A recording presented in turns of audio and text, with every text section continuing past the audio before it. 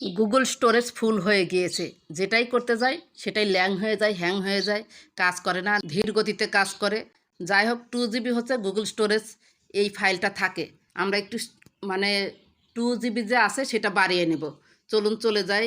সেজন্য প্রথমে আমাদের যেতে হবে ক্রোম ব্রাউজারে। এই ক্রোম ব্রাউজারে আমি ক্লিক করলাম।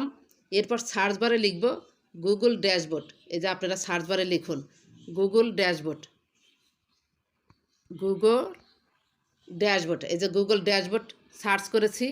এরপর এই যে চলে এলো গুগল ড্যাশবোর্ডে আমি ক্লিক করলাম। ক্লিক করার পর এখানে আপনারা নিচে দেখতে পারবেন, একটু চলে আসুন, ডাউনলোড অপশন রয়েছে। এই যে সেটিংস, হেল্প সেন্টার, এই ডাউনলোড অপশন আপনি ক্লিক করবেন।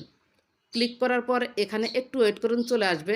এর নিচে আসুন, একটু নিচে আসুন।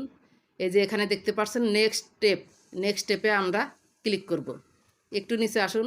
এই যে দেখতে পাচ্ছেন যে ফাইল সাইজ 2 GB, এই অ্যারো বাটনে আমি ক্লিক করব।